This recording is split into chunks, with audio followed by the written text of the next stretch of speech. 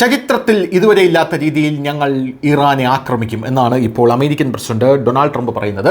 പശ്ചിമേഷ്യയിൽ സമാധാനം സ്ഥാപിക്കുന്നതിന് പകരം കൂടുതൽ തന്നെ വഷളാക്കാനാണ് അമേരിക്കൻ പ്രസിഡന്റ് ഡൊണാൾഡ് ട്രംപ് ശ്രമിക്കുന്നത് എന്നുള്ളത് മറ്റൊരു പ്രധാനപ്പെട്ട കാര്യം.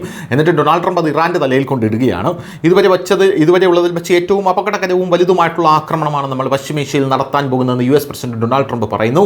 ഇറാനെ പരസ്യമായി ഭീഷണിപ്പെടുത്തിയിട്ടുണ്ട്. ഇറാൻ ഗൗരവമായി ചർച്ച നടത്തിയില്ലെങ്കിൽ അമേരിക്കയ്ക്ക് അതിൻ്റെ പൂർണ്ണ ശക്തി ഉപയോഗിച്ച് ആക്രമിക്കാൻ കഴിയും എന്നാണ് ഡൊണാൾഡ് ട്രംപ് നിലവിൽ പറയുന്നത്. ജൂണിൽ വെടിനിർത്തൽ ലംഘിക്കപ്പെടുകയും ഹോർമൂസ് കടലിടുക്കിലെ സംഘർഷങ്ങൾ അതിൻ്റെ ഉച്ചസ്ഥായിലെത്തുകയും ചെയ്തതിനു ശേഷമാണ് ഈ ഭീഷണി ഉണ്ടായിരിക്കുന്നത്. ലോകത്തിലെ ഏറ്റവും പ്രധാനപ്പെട്ട എണ്ണപാതയെക്കുറിച്ചുള്ള ഇറാന്റെ നിലപാട് കാരണം മുഴുവൻ ആഗോള സമ്പദ് വ്യവസ്ഥയും ഇളകി മറിഞ്ഞു എന്നുള്ളത് മറ്റൊരു പ്രധാനപ്പെട്ട കാര്യമാണ്. എന്തായാലും അമേരിക്ക വലിയ രീതിയിലുള്ള ആക്രമണം നടത്തുമെന്ന് ഇറാനോട് ഇപ്പോൾ പറയുന്നതല്ല. അമേരിക്ക നേരത്തെ പറയുന്നതാണ് ഇറാന്റെ നാഗരികതയെ തന്നെ തകർക്കും എന്ന് അമേരിക്ക പറഞ്ഞിരുന്നു. പക്ഷേ ഇപ്പോൾ ഉണ്ടായിരിക്കുന്ന ഈ ഒരു സവിശേഷമായിട്ടുള്ള സാഹചര്യത്തിൽ അമേരിക്ക നിരന്തരം ഇറാന് നേരെ എല്ലാ ദിവസവും രാത്രി വ്യോമാക്രമണം കടുപ്പിച്ചുകൊണ്ടിരിക്കുന്ന ഈ ഒരു സാഹചര്യത്തിൽ അമേരിക്കൻ പ്രസിഡന്റ് ഡൊണാൾഡ് ട്രംപിൻ്റെ ഈ വാക്കുകൾ അതിന് വിലയുണ്ട്.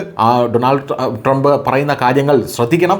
കാരണം ഡൊണാൾഡ് ട്രംപ് ഓരോ ദിവസം കഴിയുന്തോറും B-1 ബോംബർ വിമാനങ്ങളടക്കം ഇറാനിലേക്ക് അയച്ചുകൊണ്ടുള്ള ആക്രമണം നടത്താനുള്ള പദ്ധതികളാണ് ആസൂത്രണം ചെയ്യുന്നത് എന്നുള്ളത് കൊണ്ടാണ്. News desk news.